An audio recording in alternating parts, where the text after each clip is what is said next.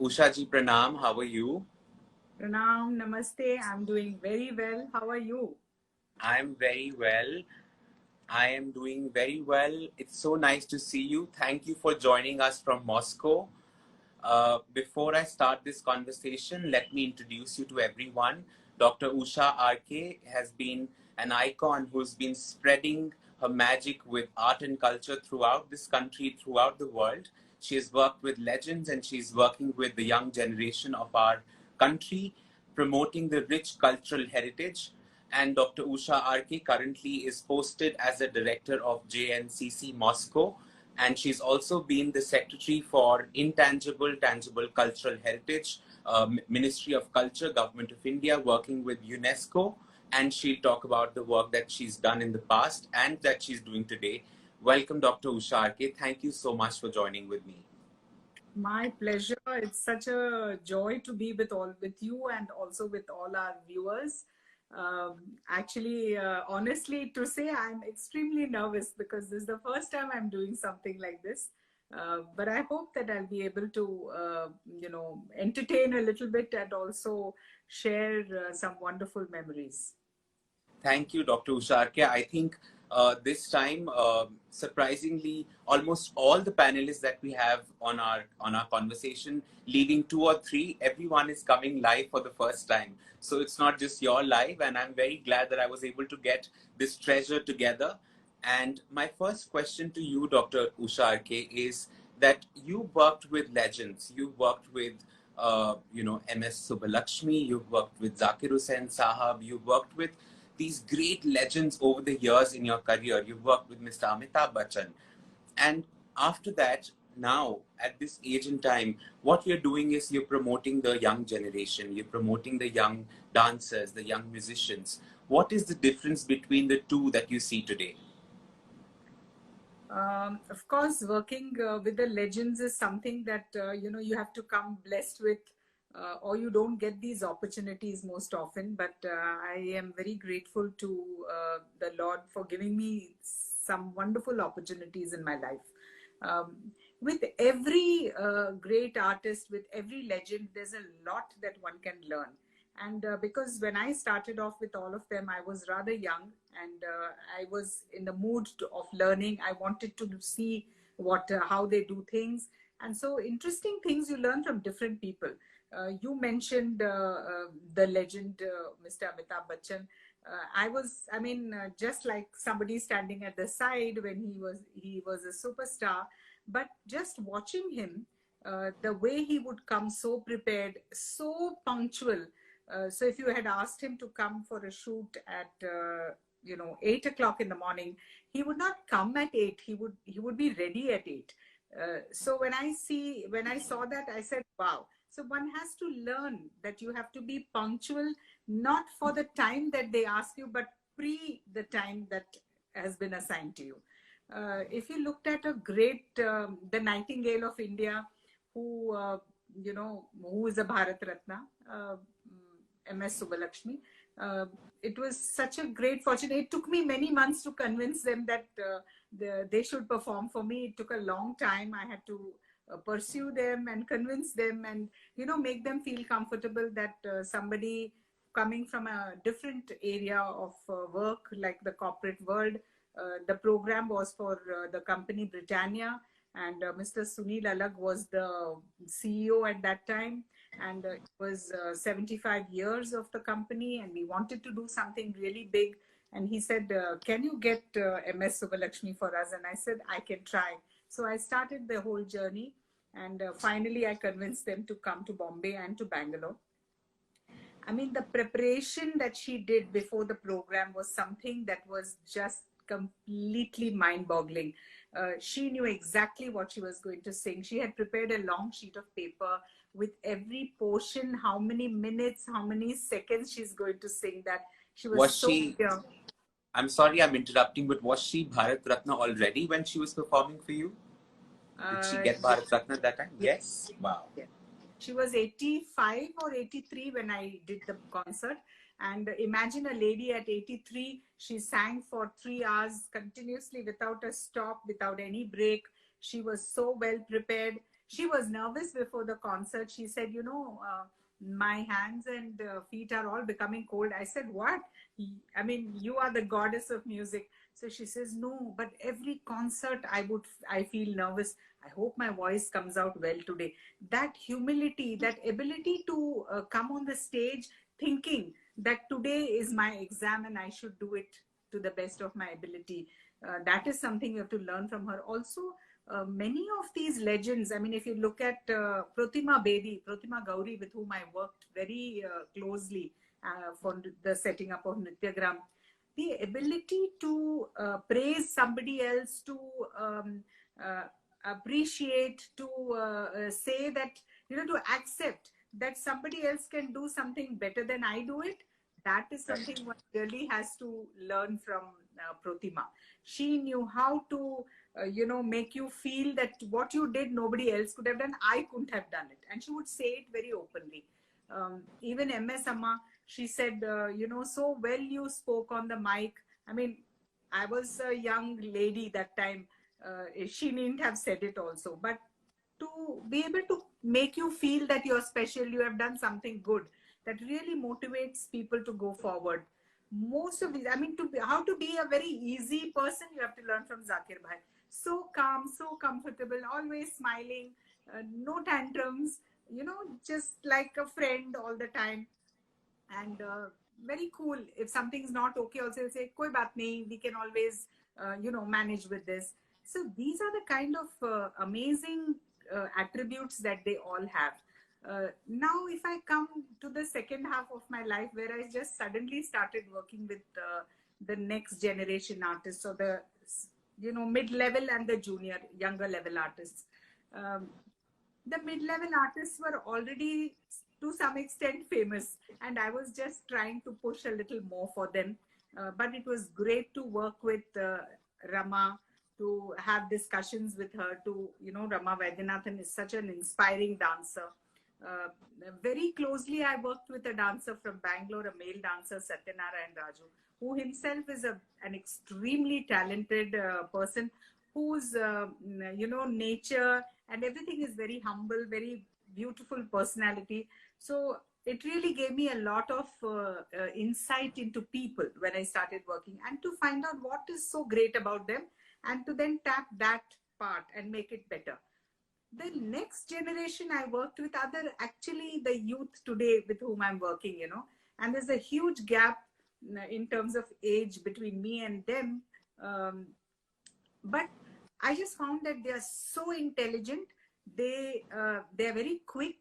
They revert very fast, and yeah, of course, they all need guidance because they're also starting off. But uh, I would say that this generation has great promise, because at least we know that our arts are in some good hands. You know, they're moving forward. True. That is a big thing. What I want to ask you is that uh, I've seen many of the performances that you curated and your concepts. The concepts that you bring out are so different from the concepts that we usually see. I mean, it is mythology, but they're characters that, you know, no one would imagine you would bring out. People just know of lead characters, but you brought out small stories, smaller characters, and the way you presented it was amazing. And that is how we connect literature to you, because you have been a scholar. You read a lot, you give a lot of homework for all these dancers to read, and from there, how you create from the mythology, how you create these big productions. Would you like to talk a little bit about that? You know, some years ago when I came back into classical dance after I moved out from Bombay, and I thought no more corporate business for me, and let me come back to what I really love to do. By then, there were loads of festivals and lots of programs, and every nook and corner things were going on. So, what do I do that is little different from everybody, and what somebody is not doing? And what they have done, but they've not done in the manner in which I think it. So I try to really reinvent my brain, and to start wondering what I can do to better whatever is being done in a different angle, trying to give it a different look. So it just worked well that I would think of an idea, and For example, Kritis of Bhadrachala Ramdas of Andhra Pradesh were done widely by all dancers. It's not as though it is something new. But I got 6 or 7 male dancers to do it. So suddenly the entire program was male dancers. And I remember our chief guest, Mathu Krishnamurthy, he said, all male dancers. I mean, who's going to sit and watch? Where's the beauty in it? So I said, sir, you please come and watch and then you tell me. He was supposed to go to the governor's office for a meeting. He said, I'll be there for 10 minutes. I'll just light the lamp and then I will leave. I said, okay, no problem. But he didn't go. He cancelled the governor's appointment. He sat through the program. And at the end of the program, I remember he stood up, especially when Satyanarayan Raju did his portion. He stood up and he clapped loudly, and he actually came to the stage and, you know, held his hands and said, oh my God, I thought there was Rama here. That kind of an appreciation came.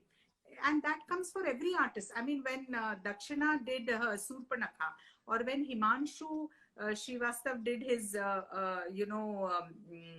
role of Amba, which then turns into Shikhandi. And it was such a, you know, modern thought of, because right now we were talking about LGBT, we were talking about change in sex, and we were talking about all these things. And I thought somewhere we need to tell people that, look, this is not something anybody is against. This is part of our Indian narrative. Maybe we always kept it in a manner that it need not come out starkly, but yes, it has been there and we have respected that also.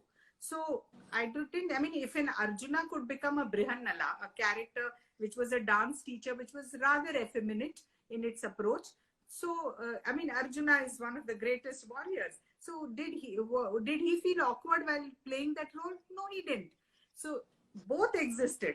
So this existed, the warrior existed along with the effeminate character. So there was nothing wrong in what we were thinking. We have to bring out these aspects so that people understand where they are coming from.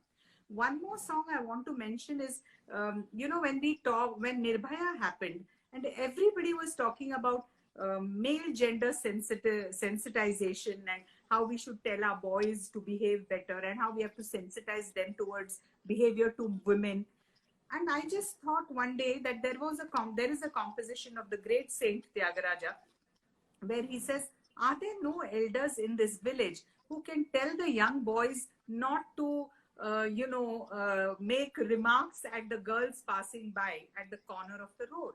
Or, jaise chhed-chhad na kare. So this was written in that song. It is a 17th century composition. So we've always been sensitive towards all genders, towards the female sex. We've always had this thing. I think it's just a matter that I was trying to reiterate whatever is already there. So, and then it turned out to, and then today's modern package of short programs, 20 minutes, not too long, and try to cull all the best things of a person and put that together in a small nutshell. It has to work. You cook with the best ingredients, you get a fabulous dish. So correct, absolutely correct. Now, but you know, people usually, dancers and artists and curators, they would usually talk about, when they talk about mythology, they'll definitely talk about gods and goddesses. But you didn't just talk about gods and goddesses, but you talked about so many different aspects of that story. You did Divya Pushpa, then you did Divya Vahan, and these were concepts that no one has thought about. These were so new that, you know, it was widely appreciated, and you've done these concerts all over the country. Would you like to tell a little bit about that too? Actually, I'd been to an ashram near Rishikesh, which is run by a Swamiji from the Auroville or Aurobindo ashram. He's a disciple of Sri Aurobindo, and he started this thing near Rishikesh. So I had just gone to visit there, and I saw a book which was written by the mother of Aurobindo ashram on the spiritual significance of flowers. So she attributed every flower to a particular deity and why the flower was loved by that deity. उस फूल में क्या था कि वो उस देवता का प्रिय बन गया. So when I read that, I thought it was very interesting. I read the book and then I said, okay, let me do this in dance. It will be nice to show why Lakshmi loves the lotus and why Vishnu likes Parijata and why somebody else likes something. So when I thought of that, the next day I was walking around in that campus, and I saw this beautiful trishul on top of a dome. So I asked Swamiji, I said, this trishul you have put here, has it got anything to do with the ashram, or you have just put it because it is near Rishikesh? He said, no, no, no. Sri Aurobindo has spoken very widely about the Trishul, and I will give you a book on that. So I read that. Then I saw how the Astra is so important, and how our arms and ammunition are so important for us. What is its significance? Why was it used? Why was it created? Who created it? And when did they use it? So then I thought of Divya Astra. And then to complete the trilogy, I thought we must show what is the relationship between the Vahana of the god and the Vahana itself. So if it is a mouse, what is the love-hate relationship between Ganesh ji and the mouse? So does the mouse ever ask Ganesh, you are so fat and I'm so small, why did you choose me?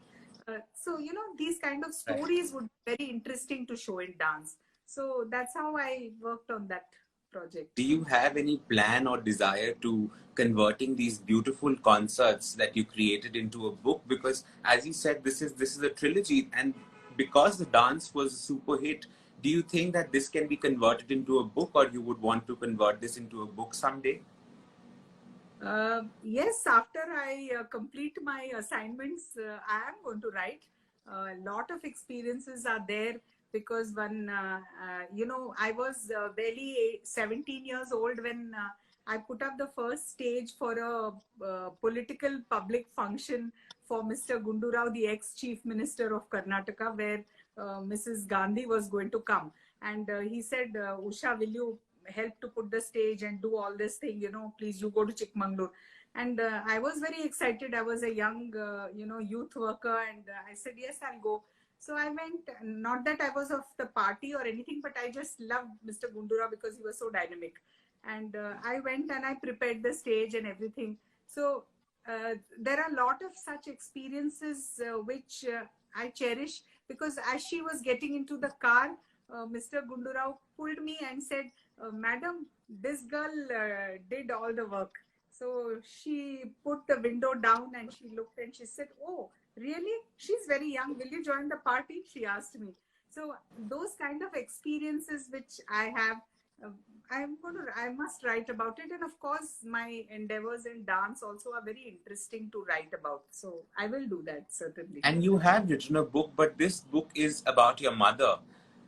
So would you like to tell a little bit about the book that you've written? And it's a beautiful book which I have gone through. I've not read it completely, but I've gone through the book because you gifted me the book. What is it about? Actually, many of all our parents actually, or our grandparents, tell us a lot of things when we grow up. So they say, don't do this. If you do this, this is what will happen. And at one stage, either you blindly listen to it, or you just say, well, it's not working for me. But today's generation, they actually asked me when I used to go to a college to lecture, they said, I was trying to solve one boy's problem. So he said, you tell me if it worked for you. Don't preach to me. So I actually thought about it. I said, yeah, I did this and it worked for me. He said, really? I said, you try. अगर काम किया आपके लिए तो बहुत बढ़िया, नहीं तो कोई बात नहीं, don't worry. I said. So he worked at it and it really helped him. So then he came back to class after a few days and he said, ma'am, you know what? I did what you had told me and it really helped me. It worked for me. So then other students started saying, I have a problem with my dad. He's not cool at all. And, we just don't get along, ma'am. How do you think I should resolve this? So like this, I started telling them whatever my mother had taught, that's it. And they started doing it and they felt that their relationships and their issues, their mental status was changing a little bit. So then one of the boys said to me, he said, you know what, Usha, these are great learnings and you must put this in a book. And that's how that book came. And because it's very sahaj and very ordinary advice, which all parents give, I called it Simply Jaya, because it's just so simple and nothing so complicated. And it's an interesting way of looking at things and, making your life better. Very beautifully said. Now, Dr. Usha Arki, now you're a part of the government. and you have been for a very long time. You represent the Indian government in Moscow. Uh, Considering the situation that we are in right now, this COVID-19 has affected the entire world. How do you think, what would be the impact of COVID-19 on the dancers or on the artists in general? And what is the Indian government doing in Moscow and all over India to help these artists? See, this is global. The issue is a global issue. All countries are suffering it, not only in Russia, but even in India and other parts of the world also. Um, See, there is that much that the government can do, and the government is working towards it. There are priority sectors and there are non-priority sectors. So first thing is khana, pina, roti, kapda, makan, those things, essentials. So that's why you get all your essential services available. You're getting your vegetables, you're getting your dal roti.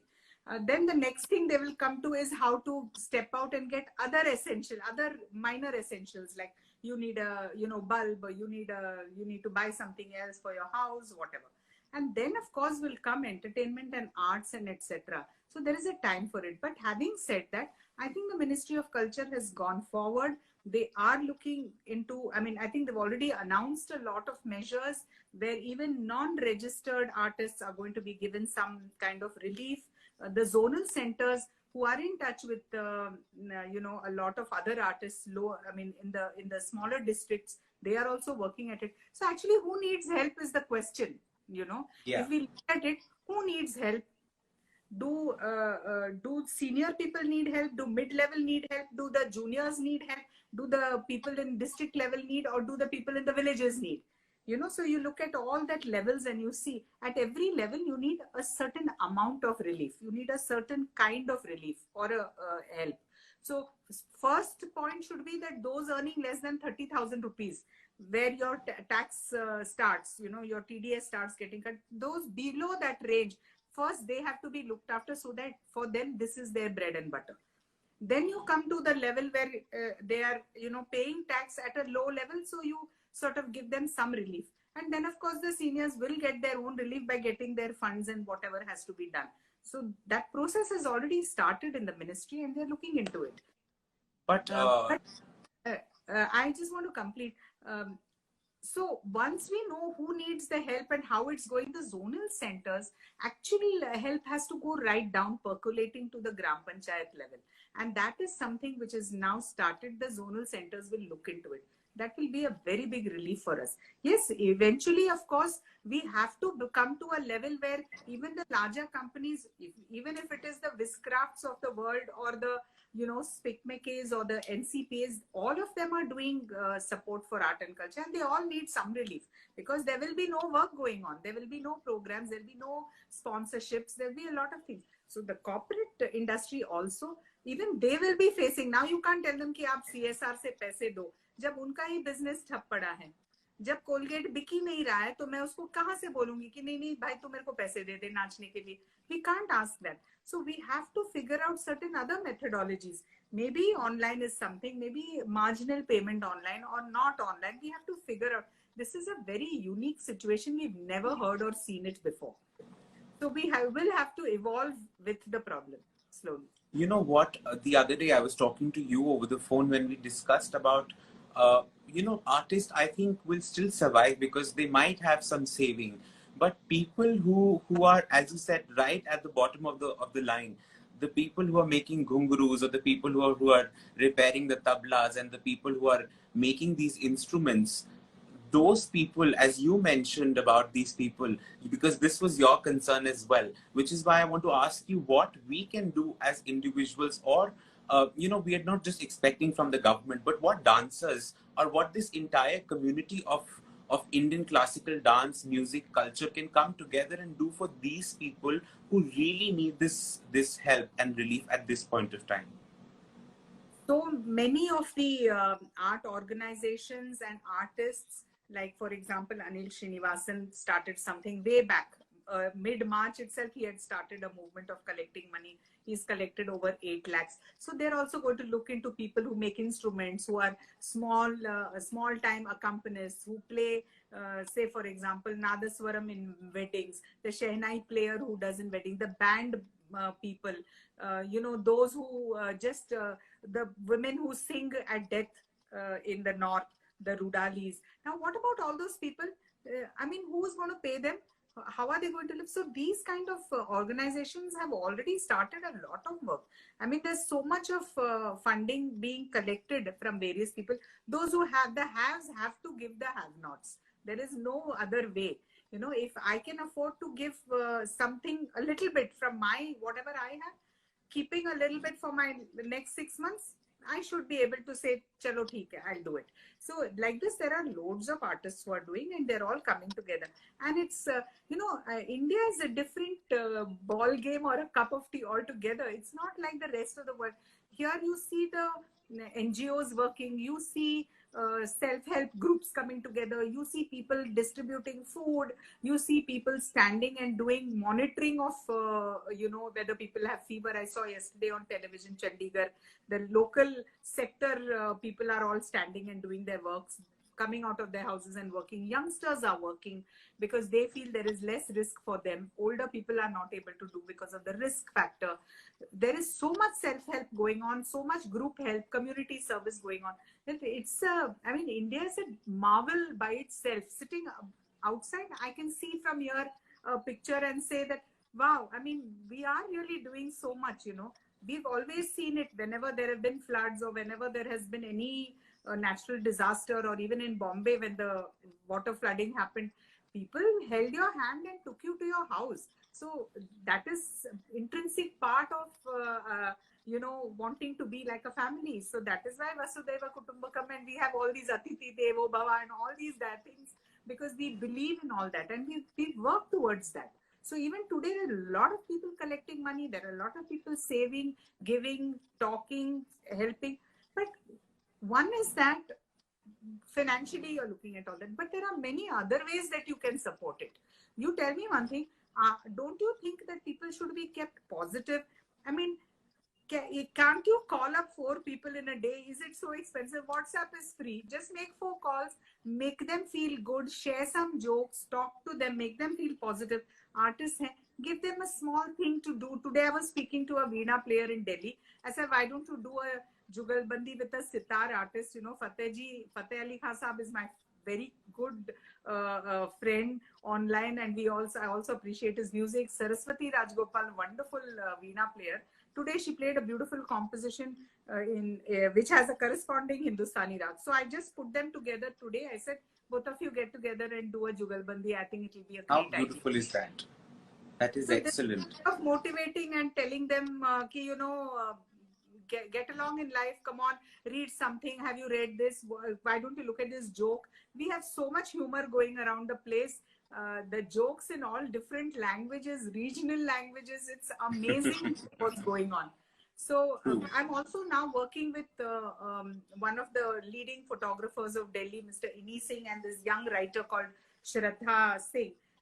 They had put together a poetry, and they first did one video in Delhi, which had some of the Delhi dancers like Vidha Lal and Dakshina, etc.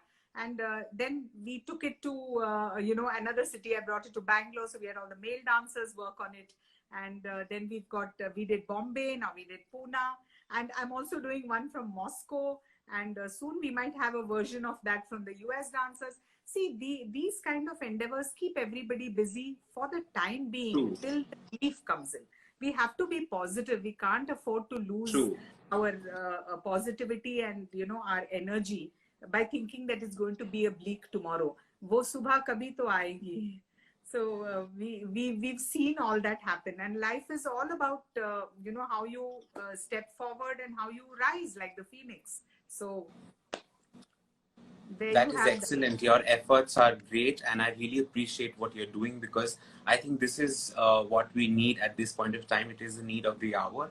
So thank you so much, Dr. Usha RK, for being here and sharing your views. Before you leave, do you have a message for us? Because I just read a comment by by Ms. Gopinathan, who was asking if you have any suggestions or a message for the young dancers and why you started working with them.